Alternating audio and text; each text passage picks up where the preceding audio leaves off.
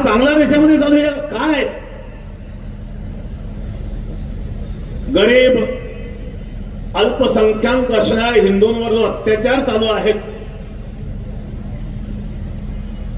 त्या दीपू दासला जे मारलं गेलं, भयंकर यातना देऊन मारल्या गेलं आणि झाला बांधून जाळलं गेलं. भारतीय संविधानानुसार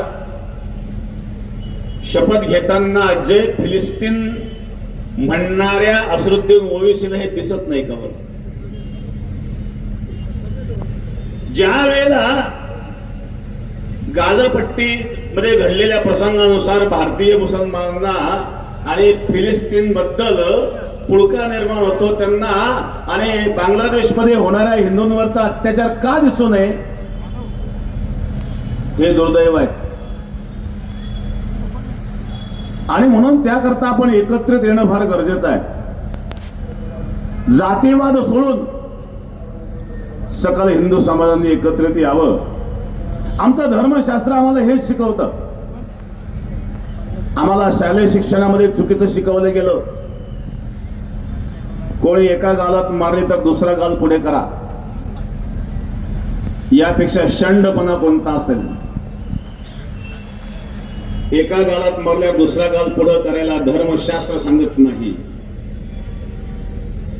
आमचं शास्त्र आम्हाला सांगतं कोणावर अन्याय कधीच करू नये.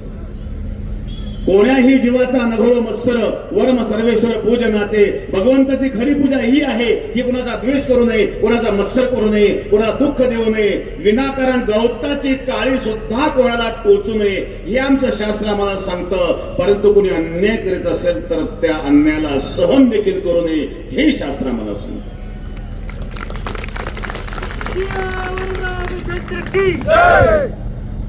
अर्जुन जेव्हा युद्ध करायला तयार नव्हता, भगवान कृष्णाने सांगितलं, अर्जुन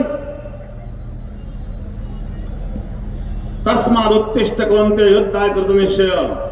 अन्यायाच्या बाजूला जे असेल ते तुझे शत्रू आहेत. मग अन्यायाच्या बाजूने आपला बाप असू द्या, आजोबा असू द्या. भीष्माचार्य आजोबा होते, अन्यायाच्या बाजूला होते. द्रोणाचार्य गुरु होते, अन्यायाच्या बाजूला होते.